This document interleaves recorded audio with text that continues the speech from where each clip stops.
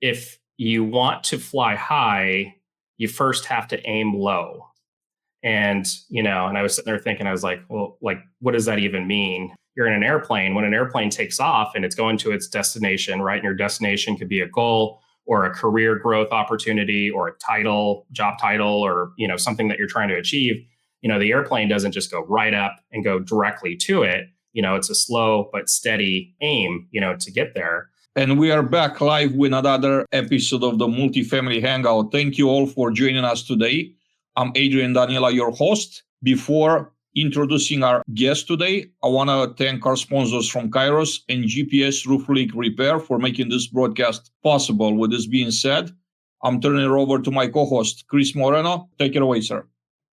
Awesome. Thank you, Adrian, very much for that. Really excited today. It's a special treat to be able to welcome someone about as far as we can get in the country on the beautiful islands of Hawaii. I got to say, we got to have more conferences in Hawaii for sure. So our guest today is Jesse Miller, who is the Director of Real Estate for Greystar. And he's also the founder and president of Pacific Housing Association. He may have more acronyms behind his name than anyone I've ever met in my life. And it's great because he believes in education, he believes in mentorship, he believes in passing on the baton to others. And so Jesse is a 3-time national award-winning real estate exec with over 2 decades of property management experience.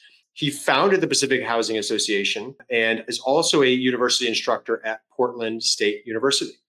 He's very passionate about training and education, and he's taught at multiple conferences. And I actually met him when he was speaking on stage.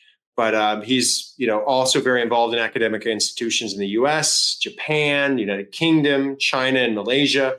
And we'll dive a little bit into that as well. But he's a first-generation graduate and really has mentioned that, in prepping for this, that his career has been because of a really strong mentor influence on him. So he's really paying it forward now by giving to others in the industry. One of the coolest things I think too is Jesse was named a 2022 National IREM REAM CPM of the Year finalist, and he was named a 2020 NAA Industry Practitioner of the Year, which is pretty amazing. So among many other credentials and things that he's won. So without further ado, Jesse, welcome to the Multifamily Hangout podcast. Awesome. Hey, really appreciate the invite. It's an honor to be with you all this morning, Hawaii time. It's 9, and your guys' time, I think it's 3 p.m. Kudos to you both on this awesome podcast. Put together 32. You're on session 32 now. I would presume is awesome. And also kudos to you both for everything that you've achieved within the industry, personally and professionally, as it pertains to consulting and technology. And appreciate everybody joining us live. Hoping we can make this as interactive as possible and hopefully add some value for everybody listening in today. Yeah, I think that's one of the coolest things you just said is like, why do we do this? What is our rationale for it? And you hit it on the head is we learn from others, and you're someone we've been able to learn from. And I've been able to, you're always giving of your time. Even if you do have to go, you're saying, I've got 2 more minutes, but I can chat for one more thing before I go. I'd love to hear, Jesse, like, how did you fall into, to kick it off, how did you fall into real estate? How did you get involved, and what kind of drew you in? Yeah, no, it's a good question. First, I think before we jump in, I just want to say that everything I say is just based on my own personal, has nothing to do with or reflect on the organizations and stuff that I'm involved with. Fun fact, I had mentioned we were doing a economic panel in Portland and for the Portland Business Alliance. And I had made a joke and I had said something to the effect of, well, us millennials, we were talking about demographics in real estate. Us millennials, we just moved out of our mom's basements, and the media took that snippet and said, Jesse Miller of Multifamily Northwest just moved out of his mom's basement, and put that in the news. So that was pretty exciting for it. But anyhow, so how I fell into the industry, I actually started when I was 19 years old. So going over and saying 2 decades now into it, makes me feel like I'm getting over the hill, whatever age that is, right, for it. But I was still I actually had just graduated high school. I was doing sales. It was all commission-based sales. Sales was kind of ebbing and flowing. I was learning about, just the business world while I was going to community college. And then I just thought, you know what, I'm just going to take my resume. we had newspapers at the time and fax machines, and I just faxed it to every single job opportunity that was in there, not even knowing what a lot of them were. Leasing consultant was one of them. Yeah, I went and I interviewed, and I didn't even know what a leasing consultant was, but it sounded impressive and professional. The property that I was able to work at was beautiful. That ultimately I was hired in. Took it from there and was able to work within the property management field in 5 different states since then, and then through community college and through university for my undergraduate, and then through graduate school as well too. So it's been a really fun ride. Jesse, you are a global property management pioneer. As we all know, multifamily, the way we know it in the United States, is not so widespread all over the world, but there are companies like yours that are expanding all over the world. You have taught property management all over, from Japan to Malaysia. What was the most surprising or enlightening experience you had teaching outside the United States? Yeah, no, good question. So I'm fortunate to have had the opportunity to share the things I've learned in my experience within other countries, whether it be in support of the company I work for that I absolutely love, Greystar, or within the industry through like National Apartment Association and stuff as well. But I would say probably 2 things, I mean, among a gazillion other things.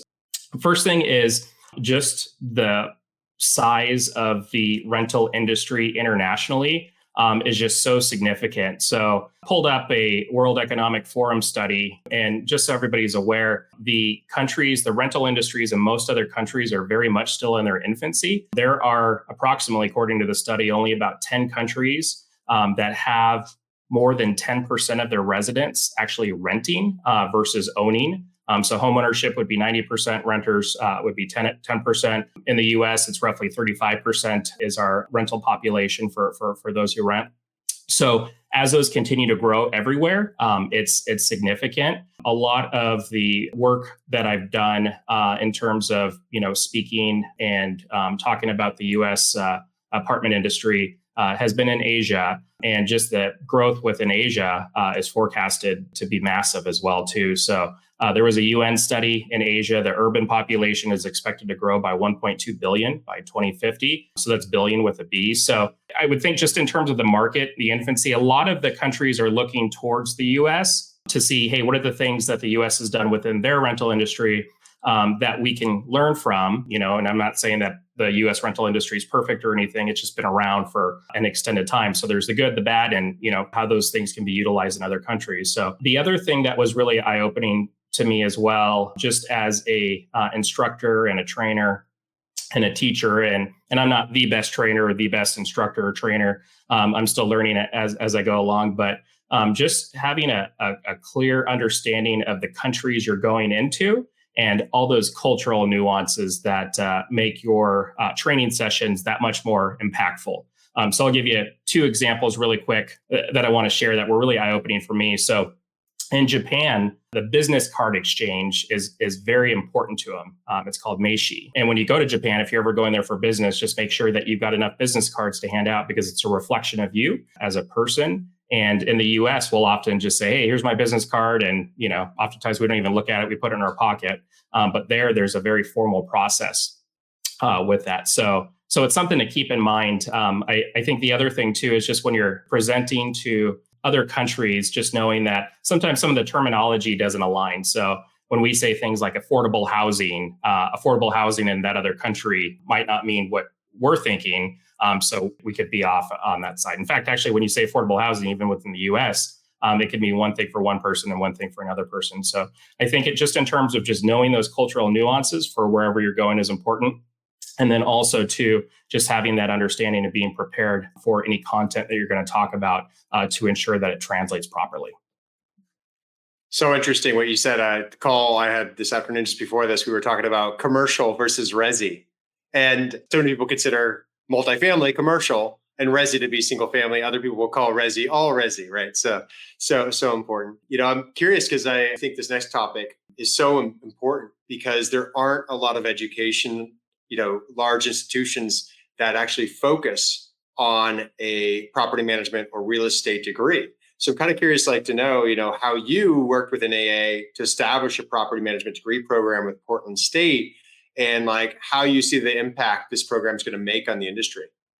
Yeah, no, good question. So education is something I'm very passionate about. And I've always been the firm believer that when you invest in yourself in terms of education, it's something that will always be with you. The things I like to tell students or team members or anybody I'm mentoring or anybody in the industry or any industry for that matter is, if you invest in yourself, you invest in, whether it's a credential or it's a degree or anything like that, the 10, 20, 30, 40, 50 years that you're going to continue working in that industry, possibly you'll be able to benefit from it. So I was fortunate to be invited by Maureen Lamb, who's the former COO of National Apartment Association, and Deborah Emsey, the executive director of Multifamily Northwest, to be involved early on in the establishment of a property management program, both a certificate and a minor at Portland State University. And in terms of what it took to establish it, our industry is growing. We've got this big demand for solid talent and people who care about helping provide a lifestyle, for residents and doing something super important. Portland State University had a whole bunch of students who were looking to get into fulfilling careers, right? So on the property management end, within my capacity, being part of that bridge to say, how do we help bridge the university academia sector with our industry? How do we help connect the dots for it? Was super fun, super exciting. It was a long process. Early on, it was like, hey, here is the projections for the growth in the industry. Here is like a salary study. Here are some of the things that are done. Here's how it aligns with the curriculum that you're already teaching through the Center for Real Estate or through business.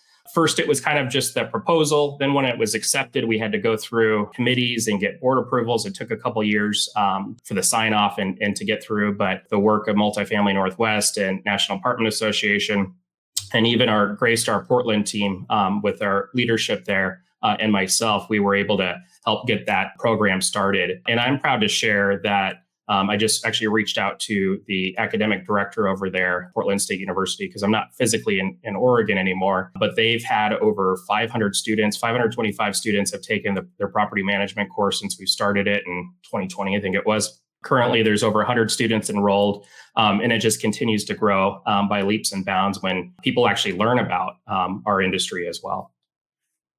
Jesse, founding the Pacific Housing Association to tackle the Hawaii's housing crisis is no small feat.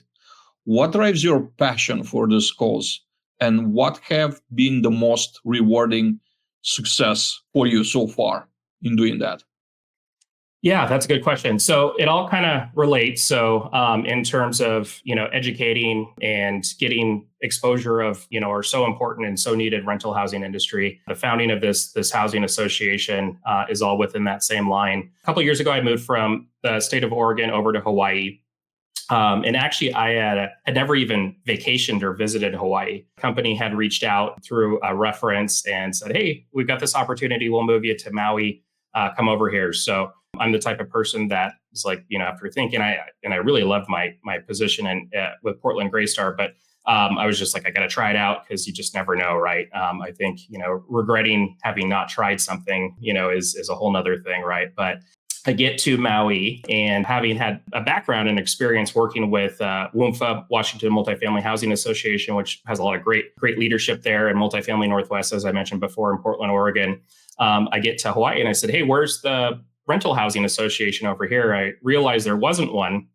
And it was kind of shocking because I was always hearing about discussion in terms of housing and housing affordability, and we don't have enough rentals and things like that. I thought to myself, well, having a rental housing association that supports the rental industry for both market rate and affordable is crucial for that. And especially in Hawaii, this is an interesting fact, is the most populated landmass in the world. So obviously there's a lot of islands, a lot of, remote locations. They're all very important.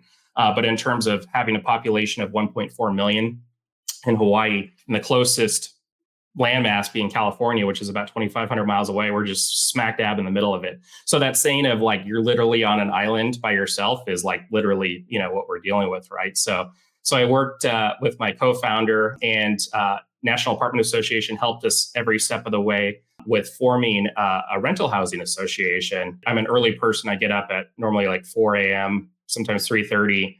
So we worked early mornings, we worked weekends, we worked nights, we worked holidays the last couple of years to get this association up and launched. It's a 501c6 and it's recognized by the state of Hawaii and also federally.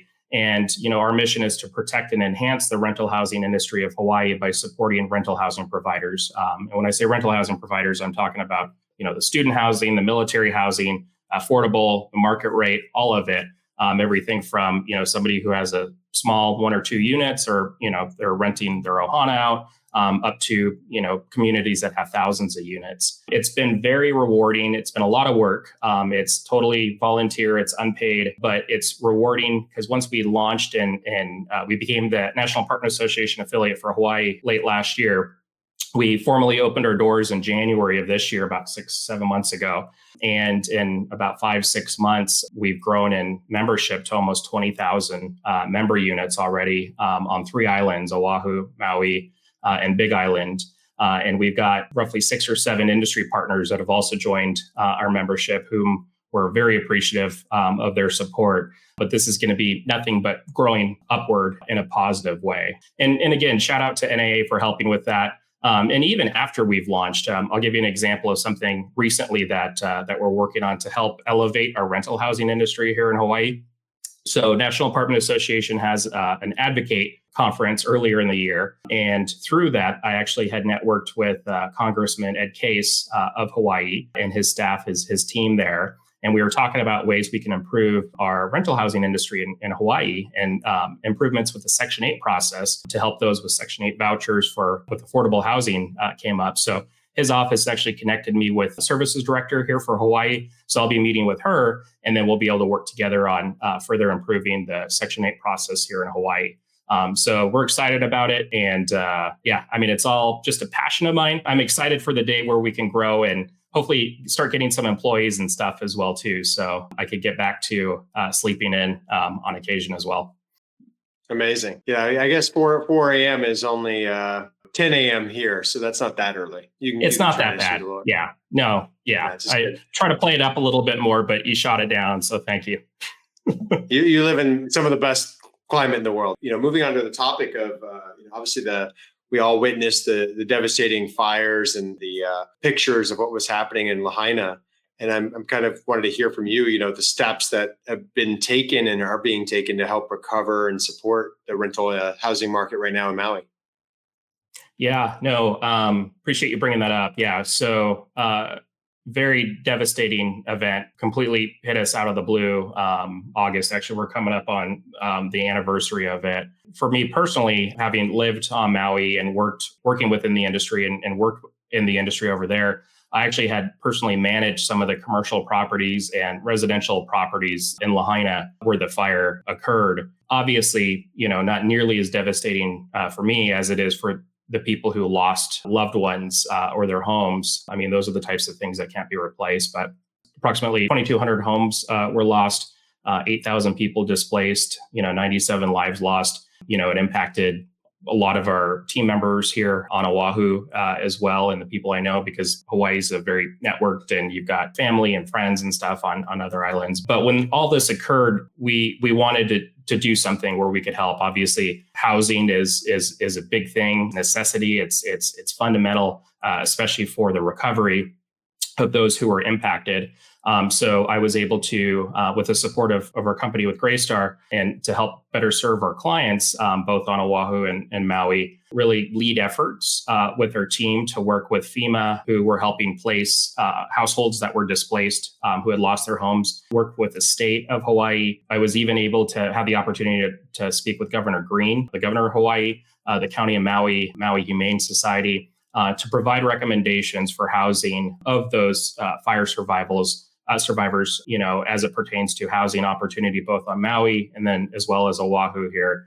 And then also recommendations too, now that a lot of people are in all these different rental units all over, how those can be better managed as well too, because it's going to take a while for that recovery. So personal thing that I've done in terms of as a company, I got to give a shout out to our Maui team who worked with they opened their property up, was roughly about 200 affordable workforce housing rentals, 130 market rate rentals.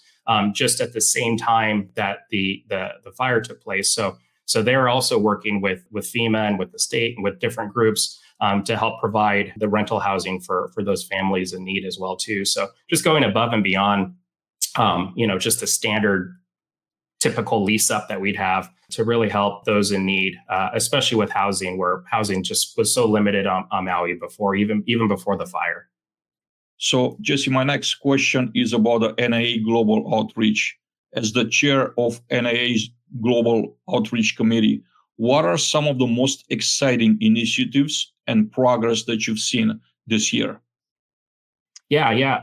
So global outreach, elevating U.S. industry to help industries around the globe is something that I'm very personally passionate about, and thankful for the opportunity to NAA for being able to serve as chair for our Global Outreach Committee this year. Our Global Outreach Committee, is charged with representing National Apartment Association around the world, and just helping to help other industries, as I've mentioned, a lot of which that are in their infancy, grow as well. So some of the efforts that we were working on just actually this last month, roughly a month and a half ago, back in June at Apartmentalize, was we established a study tour where we got a bus and we invited international attendees to join. There was about 17 attendees from 4 different countries who attended, and we toured multiple properties, different class. Some had mixed use and high rise and garden and things like that, just to give those international attendees who were able to make it out to Philadelphia, the opportunity to see real time, what our rental properties are like over within the U.S. Sometimes some of them, it was their first trip. Others had been out there before. The other thing that our committee was tasked with was helping those vendors from other countries, industry partners who are wanting to get involved with the U.S. industry. Apartmentalize is, one of the biggest, if not the biggest, actually in the U.S. And maybe the world for that matter, events, but roughly 12,000 attendees, 800 or so vendors, but helping international companies that want to set up a booth in the global pavilion. So there was about 11 companies that, they didn't have to bring like their easel and TVs and monitors and stuff. They could come out, everything was set up, and they would be able to meet and greet people on the trade show floor as well too. So we helped kind of facilitate that in conjunction with National Apartment Association. And in terms of just helping increase the attendee count from the international level. So this last couple months ago, this Apartmentalize this year, there was about 160 international attendees. 80 or so were from property management companies or owners. And then the rest were industry exhibitors as well. But, at the end of the day, just in my opinion, the world is continuing to shrink, not physically, but just in terms of companies operating across different borders and things like that. So this is going to be more and more common, and I know there's organizations like Institute of Real Estate Management who've just done excellent with, with bridging other countries with their education and their training, their CPM program and stuff specifically. Getting that out there, I think is big as well. And just to do a quick plug, we do have we started an international summit, which is all done electronically. It'll be in Q4 of this year. I think it's September, October. You could reach out to me. I can give you the link for it. And basically, the role of that is to bring country leaders of industry together to talk about various topics. So to give you some context, last year we hosted one. We had speakers from 10, 11 different countries, over 350 people registered from almost 20 countries. I think I was in Shanghai at the time, so it was like 2 a.m. My time. But it's hard to actually select. We joke about Hawaii time, but it's hard to actually pick a time that works well for the whole world, right? It was a very good session. Our committee group and NAA leaders helped us put that together, and we talked about staffing and recruiting and retention. That is taped, and it's on National Apartment Association's website and stuff as well. So, but we're excited to do another one of those this year. So between apartmentalized attendance, the international tour, increasing the amount of attendees from other countries, getting them involved with the trade floor, the international forum that we have going on, and others were some of the objectives this year that we had as a committee. And now a word from Dean Fungawing, founder and CEO, Kairos. I can tell you I've had clients that prior to installing our technology had 7-figure losses, 6-figure losses. They install our tech, nothing, literally nothing. It's like drops off. And their insurance companies are calling us going, how are you doing this? Right? I'm like, well, it just works. And we work with the customer. So we don't just throw in tech like a solution grenade and then walk off. You actually have to have this sort of white glove approach to helping re-educate, onboard. There's this change management that's happening, right? Staying on top of that. You really have to keep following up. And this kind of comes from my customer service side of being in a service-driven business. It's like, yeah, tech is great, but serve the customer. Just if I may, a curiosity, how developed is the multifamily in other parts of the world, and what are the ways in which you reach out to those organizations all over the world to increase the base, like to make it a worldwide organization or movement? Yeah, no, good question. To answer the first question in terms of how established or developed rental housing industries are, there's some like Japan specifically where the rental housing industry is pretty well established. It's been around for some time. There's other countries such as China where it's just starting. Malaysia, where it's just kind of starting, United Kingdom, which NAA was part of the launch of the United Kingdom Apartment Association, so the industry is fairly new there.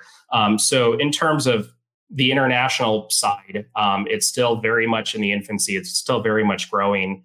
In terms of the outreach that we did to bring people together from around the globe, it was efforts from our talented Global Outreach Committee. A lot of the different members had contacts in other countries, throughout Europe, some in South America, Africa, Asia, Australia, Canada, Central America.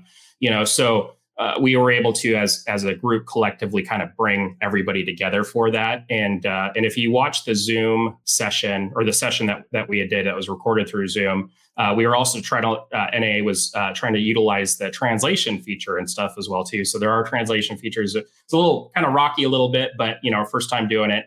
But overall, it was just such a big success to bring people together from all over. But really, it's a networking thing. And I can't be thankful enough to National Apartment Association for letting me be part of it all. That's awesome. And I know you received a ton of accolades and numerous prestigious awards in your career. Have you received an international award from another country? No. No, and not yet. It's not Okay. something I'm vying for or anything like that.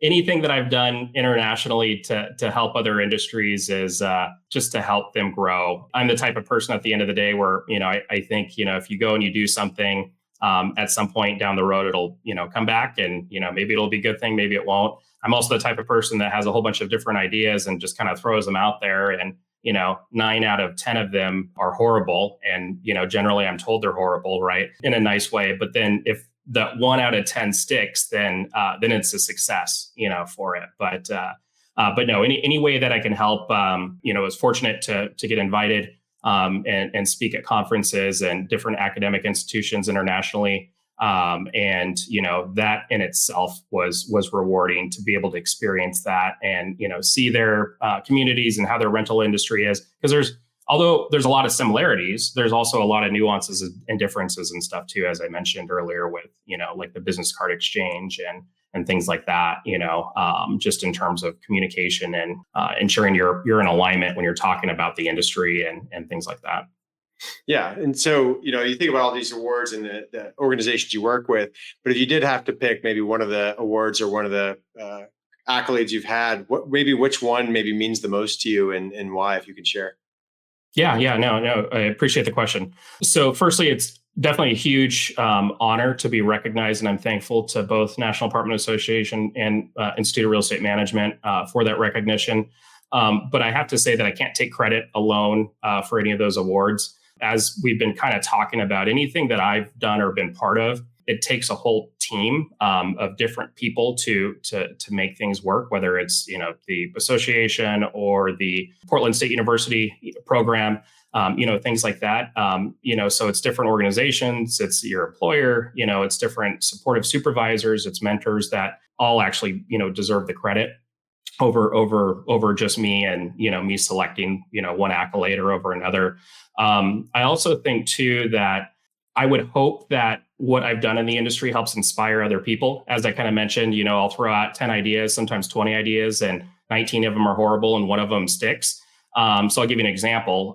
So back in 2018, I was able to be fortunate to work with a very talented National Institute of Real Estate Management group. It was Denise Fromine, the former CEO, and Brian Lizelle, and Wendy Becker, and Helen Day. And we were at the IREM Global Conference, and I think it was 2018.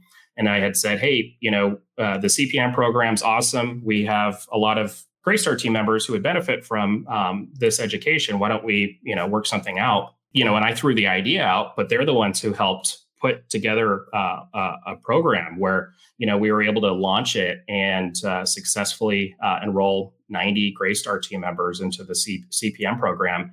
And when I say it just wasn't me, it took like managing directors, senior managing directors, all over the U.S. on the Greystar side in 6, 7, 8 different states to kind of pull all this together and organize so different groups and cohorts from all around the U.S. within our company could pursue the CPM program. Might have been an idea that I threw out, but at the end of the day, it was just this whole team and support system, both from Greystar and then also National IREM, to help make something like that be a big success. So I just can't take the recognition for that. I think it's just deserved and owed to everybody that was part of those types of things for it. And I would just hope, as I mentioned, that anything that I've done helps inspire others. So if there is something where you're thinking like, well, maybe it's a dumb idea, or maybe I shouldn't mention it, maybe I'll get shut down or it'll be embarrassing or whatever, it doesn't hurt to bring it up and try it, because you just never know what's going to actually stick and make that big difference, just as the example that I gave before. But it couldn't have been done without the help of everybody. And just with that specific CPM program where we had 90 Greystar team members start the CPM program, that was a whole team effort, both on the Greystar side and support from that, as well as National IREM too. Jesse, as someone who attributes much of your success to strong mentors, can you share a particular transformative mentorship story from your career that still resonates with you today?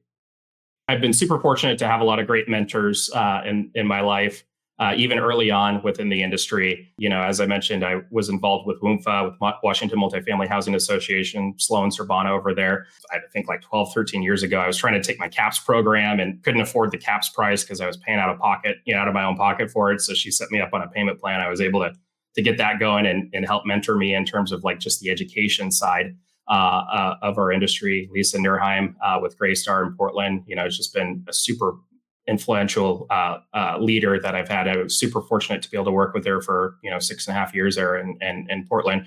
A lot of great mentors that I've had, and those are just a few, just to name many. But I think the most impactful mentor that I had, and maybe others could agree with me on this, when you get into the rental housing industry, at least back in the day, it was for me, and we're all collectively working on trying to change that.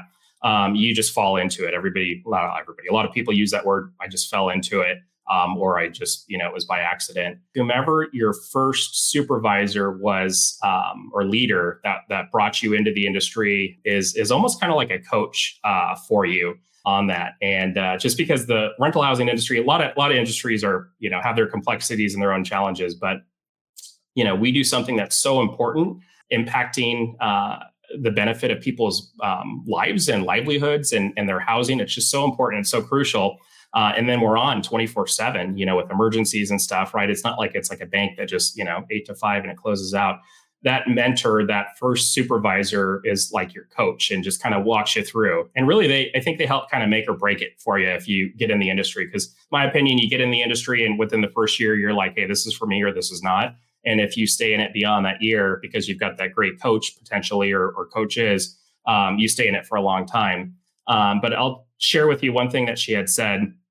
was she told me, because I was 19 at the time and I wanted to take over the world and teenager. And, I'm like, I can do all these different things. And she told me this. She said, if you want to fly high, you first have to aim low. And, and I was sitting there thinking, I was like, well, like, what does that even mean? And she walked me through this. She said, okay, if you think about this, like you're in an airplane, when an airplane takes off and it's going to its destination, right? And your destination could be a goal or a career growth opportunity or a title, job title, or, something that you're trying to achieve. The airplane doesn't just go right up and go directly to it. It's a slow but steady aim, to get there. And, that made sense. So she's like, focus on those little things that help get you to that ultimate location. Because just like a plane, you don't just go straight up. That would be a pretty rough ride. And it's not always a direct flight. And on your trip too, as well there, you're going around different paths that maybe it's kind of rough and rocky in certain areas. So it's not always that direct, straight line to get to that goal that you're trying to achieve. So I'd always remember that. And then she said the most important thing is not actually after you take that slow, steady approach, right? Setting those minor goals to get to that big goal. She said it's not always that trip and achieving that. It's also everything you've learned along the way. And then she tied it back to the airplane. And she said, your perception of everything and the vantage point of everything you're seeing along the way, if you think about it again, if you're in that airplane, is eye-opening and can really change the outcome of what that final goal is going to be. Maybe you found something better, or something that's more aligned with what you're looking for. So it's also that trip as well. And I'm not trying to sound like a motivational poster, or like something I thought of when I was listening to Enya, on a Friday night or something. This was just something that just really made sense to me, that those big goals, start off with those small steps. And there's all sorts of different, sayings and stuff that people use, but it's okay to block it up and break it up and just know that you're going to make a whole bunch of mistakes early on, and that's fine as well. But as long as you have an aim and you're aiming somewhere, it's better than being stagnant, for that. So that was something that she said that she's really resonated with me that, I just love to share with others on that. That's awesome. I wanted to shift gears here a little bit just to kind of hear from you, maybe some of the exciting developments or trends you're foreseeing that are going to shape the future of property management and real estate over the next decade. Yeah. There's a whole bunch. And I don't want to talk about technology because you guys know way more about technology than I do. So I'll probably look dumb. So let me talk about something else that's also extremely important. Housing affordability is big. One of the trends that hoping to help shape here in Hawaii, and then also working with groups like NAA and other big organizations like IREM to help bridge the public and the private sector together so we can work together to create more affordable housing. So obviously it's a big issue nationally in Hawaii. If we take from a macro level and we zoom down to a micro level, affordability is and it's not just housing, right? It's transportation out here, it's utilities, it's food. The average home price, median home price on Oahu is 1.1 million. Roughly 41% of the Hawaii residents are renters. In Honolulu, it's 49%. So obviously that housing affordability thing is crucial. And I'm not saying this to, say it's anybody's fault or saying like, hey, this person's not doing something or they should be doing or anything like that. But it's a trend that we all need to work together on. To ensure that we're moving in a positive direction with that supply and building more housing for all income levels, right? On that, especially here in Hawaii, for it. Now, shifting gears, the affordable housing side is a big thing, and helping shape that trend in a positive manner is important.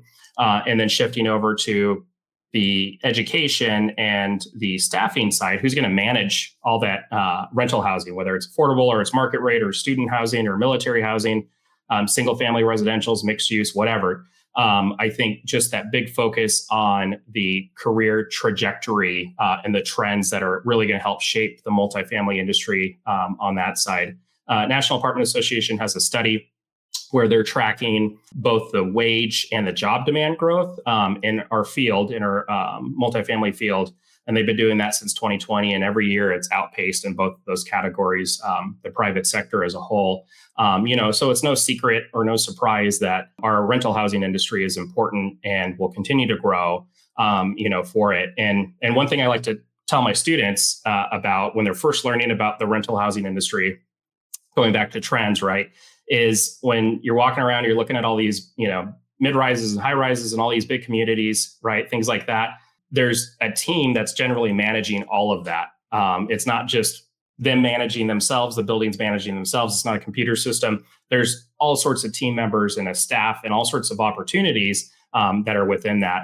The U.S. Energy Information Administration put together a report, I think back in 2019, 2020, and they actually counted how many commercial buildings there are in the U.S. And there's 5.9 million commercial buildings in the United States. So that number alone, every single one of those buildings needs some form of management that's involved with it, whether it's people working at the property or supporting it from the back end on that side. So I would say those two trends are the focus on need and importance of rental housing development, and then secondly, the career growth sector for it. Next, I want to take a question from the audience, and this questions come from Jason. He's a long-time follower of our show. So, hello, Jason. Jason says, we still don't have enough education in our industry, and it's somehow divided between NAA and IRM. What do you suggest for first certification, second certification? In other words, how should we prioritize? Yeah, no, it's a good question. So both organizations are phenomenal. I've been involved with and worked with both of them. It's no secret. I mean, you talk with IRM leadership, you talk with NA leadership. I think if you're working within the commercial management end of things and your commercial property management, you're doing industrial or retail or self-storage, mixed use, the IRM education has all sorts of solutions for that.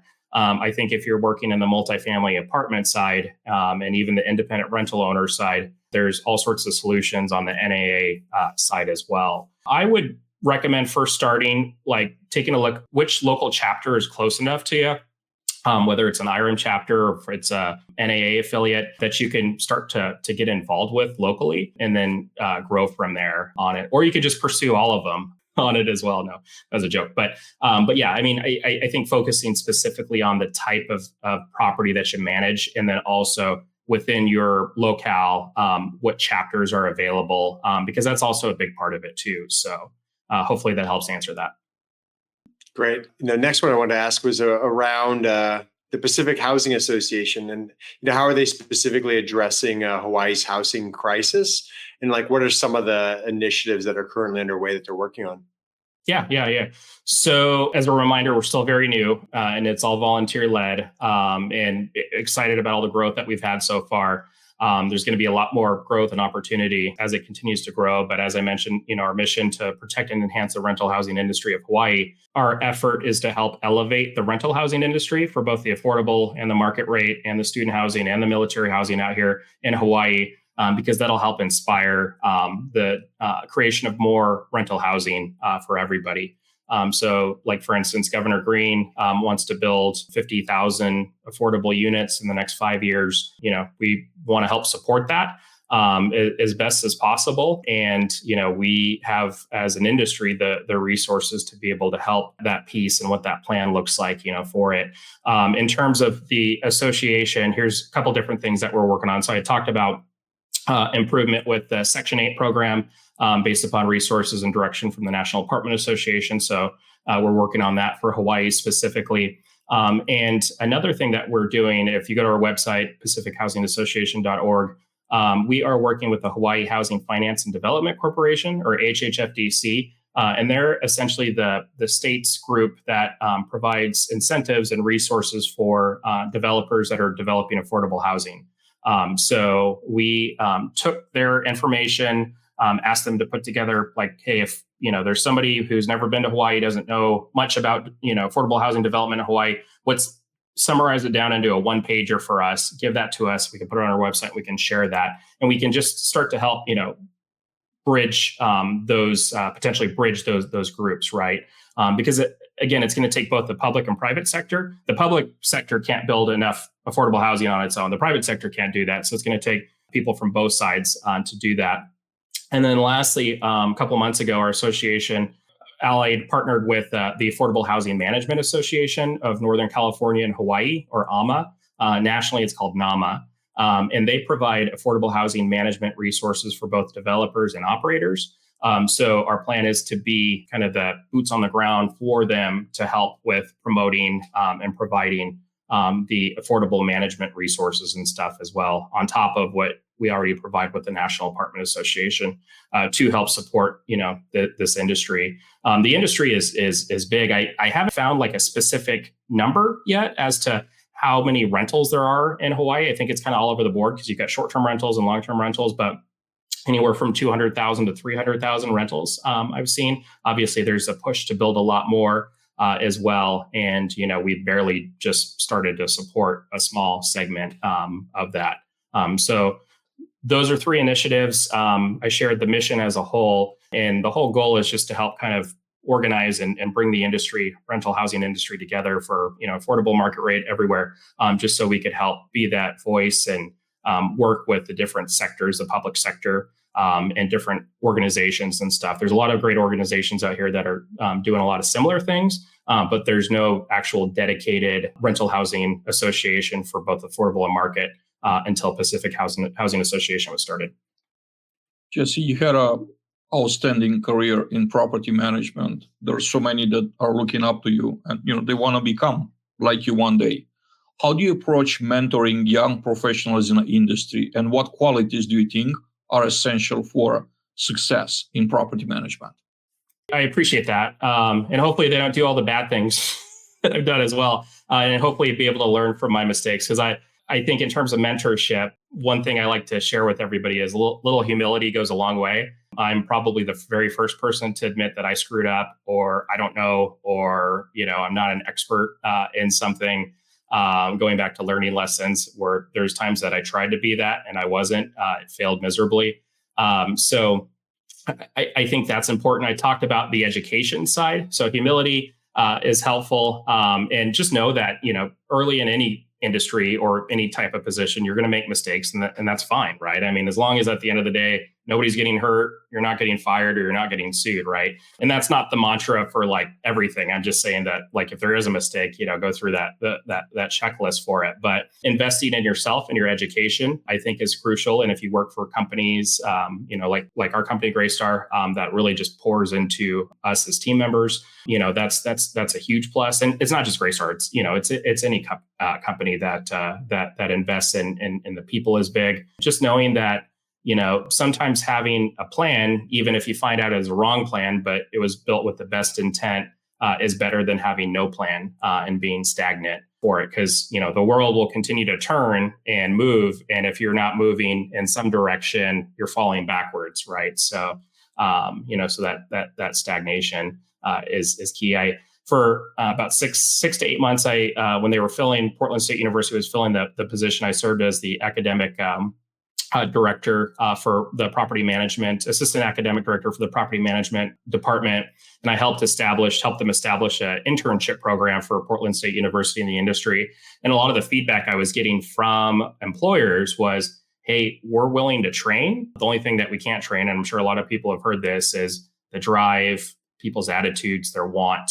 But we can do the rest, for it. So I think also too, if you can come into it with, that foot forward, that'll go a long way for you. I'm kind of curious, obviously when you're working with students, and, being an instructor, have you had any, memorable experiences or moments with students that you can share, especially as you're advocating and helping them launch into the world? Well, again, I'll tell you about a mistake that I made. My very first class that I taught at Portland State University for property management was all Zoom, because it was still during COVID time. So it was 100% Zoom. And I was like, hey, I want engagement. And if nobody's on camera, then there could just be on Facebook or asleep or whatever. And you just wouldn't know. I want to be able to see, how they respond, and if they're getting things, stuff like that. That nonverbal communication is important. Oftentimes, actually, nonverbal communication is more important than verbal, what's actually said. So I had rolled out, before my very first class that I taught, rolled out messaging to everybody. I said, hey, cameras need to be on. I said it in a nicer way, but cameras need to be on. No ifs, ands, or buts or anything like that, right?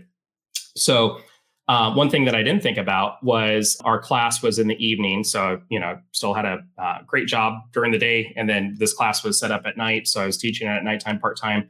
A lot of people have lives. Well, actually, everybody has lives, right? So people were on camera, but some of them were driving, just living their lives and doing things that, like, if they have other responsibilities and things to take care of, I can't blame them, right? Some were driving, some were cooking dinner, some were with their children. Sometimes there was cameras where there was a bathroom involved. Some people looked like they were half asleep, maybe because they worked a long day. So I realized that kind of hard rule was probably not the best thing to roll out. So I said, hey, when it's safe and when you can do it, but try to aim it for at least 75% of the time, right? So I know you're engaged and we could talk, because I also too understood that, almost all of them had full-time careers already going. They had other responsibilities they're juggling, and I would be, multitasking, doing a lot of the same as well.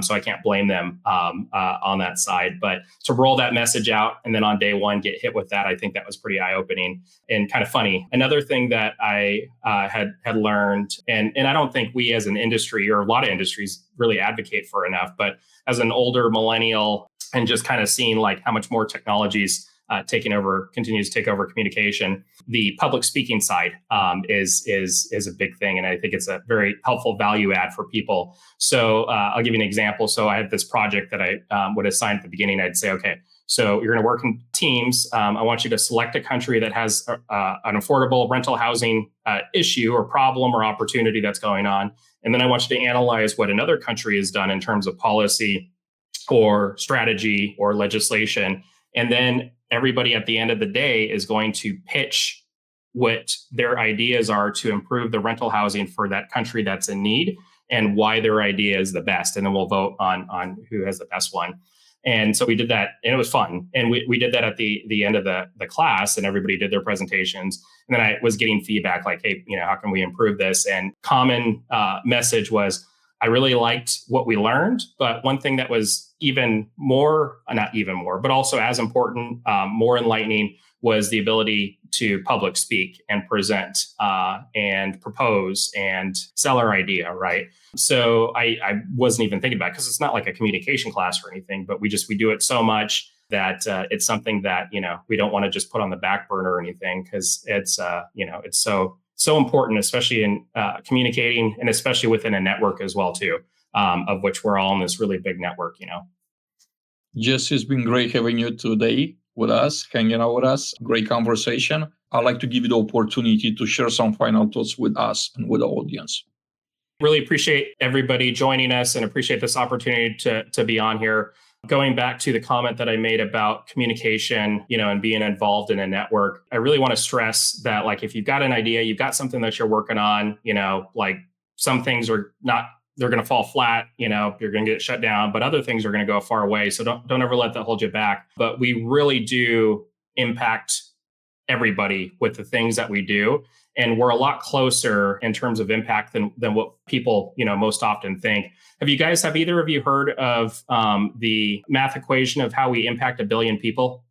2 degrees of separation? Actually, yeah, you're right on. So in our lifetime, right, on average, we're all going to know at least 1,000 people in our lifetime, to have an impact on them. And then those 1,000 people are also going to have an impact on 1,000 people, right? So going back to that 2 degrees of separation, we're one person away from impacting 1 million people and 2 people away from impacting 1 billion people, right? So it's kind of like if you take a rock and you throw it in a pond, and then the ripples move out and move far, and they'll do things that you aren't even aware they're going to do. But I've got a perfect example of actually something that happened. So Dr. Debbie Phillips, who's another one of my great mentors, and I think mentor for 3/4 of the industry, she's great.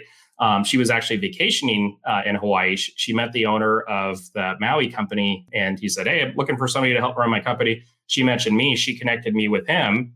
Brought me over to Hawaii, and then I started a rental housing association, right? So if it wasn't for her net weaving, that she calls it, and her networking, and the couple of seconds or minutes or whatever, mentioning me, like, it could be a completely different story. And look at all the things that we're doing in Hawaii here, right? So I think that just really illustrates how important that is. And then also too, how important networking is as well too, for that. But I really appreciate, this opportunity to talk with you all and be on your guys' awesome podcast, and for everybody joining us. And please reach out if you've got any questions on anything, or if you're in Hawaii, or, if I can help with anything industry related as well. Thanks again, Jesse. Chris, any final thoughts? Awesome. No, I love it. Thanks again for coming on, Jesse, and can't wait to see you again soon. All right. Mahalo. Mahalo. Thank you.